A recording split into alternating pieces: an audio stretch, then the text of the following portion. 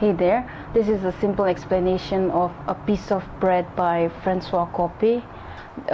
This particular story was set up in the year 1817. That was the time when there was war between France and the Prussians. This short story revolves around the friendship between two very different people. So we're dealing with the friendship of two people with totally different social class, but the purest of hearts, with the purest of intentions. A young Duke d'Ardimont, who was living in Aix of Savoy, read about the news of the defeat of the France people on their own soil in the Battle of Reichshoffen. His young patriotic feeling made his blood boil. Reading about his own people being defeated in their own soil, it gave him this horrible sense of anger and suffocation. He instantly ordered his valet to pack his bags, and in no time, within 2 hours, he reached the express that led him to Paris. On reaching Paris, he enlisted himself as a soldier in the regiment of the Vinoy Corps. Getting enlisted as a soldier was his instant decision, which was born out of his patriotic feeling. It was a hasty decision, and he's going to realize very soon. The way he describes the establishment of the place where he was posted is important. The writer Francois coppee explains that the place where they were posted was a gloomy place. The road was muddy and uneven, and the sides of the roads were covered with cluster of broom. Broom is a kind of shrub with thin long leaves, and on the sides of the roads he describes that there was this leprous field, that means destroyed field. Of course it was time of war, so we cannot expect that the fields would be flourishing well. And to add to the horrible situation and environment, the place where he was posted was an old abandoned tavern, and this old abandoned tavern cannot be considered a place of shelter where you get shelter, because the tavern, as he describes, the roof was blown. The tavern was not just old and abandoned, its roof was blown off by the bombings of the enemies, and the walls were whitewashed with blood. And to add to the hateful situation, it was winter and the sky was covered with a hateful gray. The sky looked hateful. That means it was totally unpleasant, damp and cloudy. The Duke stood at the door of the tavern, probably regretting this whole idea of enlisting, and he was drowned in his serious thoughts, looking like a defeated soldier with his sorrowful eyes.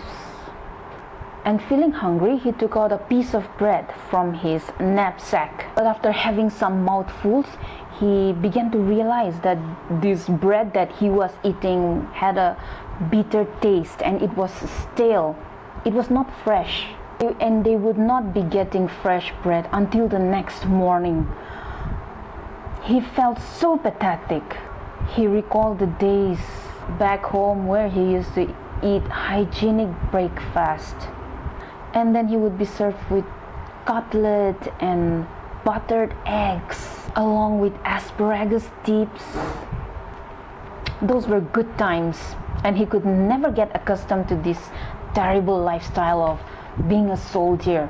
He decided that he would never get accustomed to this wretched lifestyle, and then he threw his bread in the mud. No sooner did he throw the stale bread, and a soldier rushed out from the tavern, stooped down and took the stale bread and cleaned it with his sleeves and started to devour the bread. Henry d'Ardimont, that's the Duke's name. He was a civilized man, and though he belonged to the rich and aristocratic class, he still had his virtues. He was a man who had a kind heart and a good personality. So he felt embarrassed. He felt ashamed of his acts. He thought what he did was rude. Now the soldier who came out and ate the bread eagerly was the other character. He is described in the story as a tall and large fellow, but badly made. He looked unhealthy with his sickly eyes because he was so thin that his shoulder blades were sticking out of his uniform. Henry de Ardimont apologized, saying that if he knew that he wanted to eat the bread, then he would have not thrown away into the mud like that. But the other soldier who was enjoying the bread simply said that it did not matter, it's not a problem.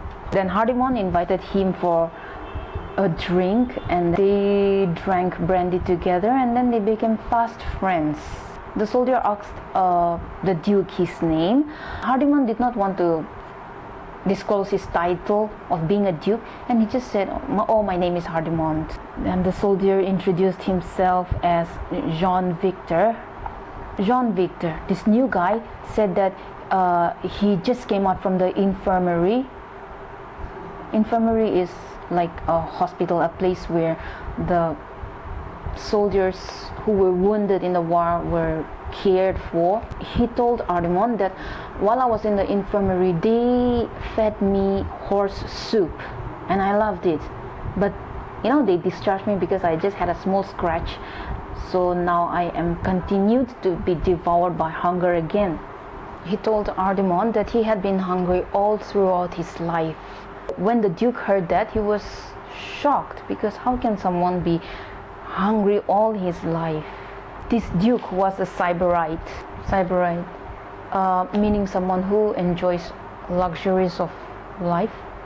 The Duke looked at Jean Victor in disbelief.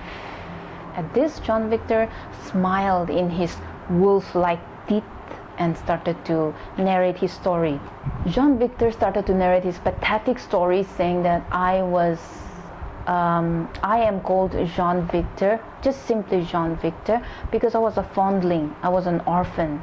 And his earliest memories of life, he says that he remembered being raised in an asylum where there was a dormitory, and there were lots of little beds lined up with covered in white sheet. He, along with the other orphan children, would play in the garden under a big tree. And he remembers this one kind sister who used to take care of them. She used to always hold Jean Victor by her side and put her warm hand over his forehead. There was this one very important lesson that she taught Jean Victor, that was to be honest. She advised Jean Victor to be honest in life, no matter what. Jean Victor was her favorite child, but this sister is said to have died later on due to lung problem. When he reached 12 years, it was time for him to move out of the asylum. So that was the time for him when he really had to suffer, really had to start suffering. Before enlisting as a soldier, he used to work as an apprentice to a chairmander. The chairmander and his wife, they were real miser, kanjus. He worked there for 3 hungry long years. When he got the chance to roam around, he would look for the bits of bread that the children would drop, or the pieces of bread that were thrown by the roadside, so that he would pick them up. And when the bread becomes dry, he would soak the hard bread in a basin of water, and when it gets soft, he would eat it.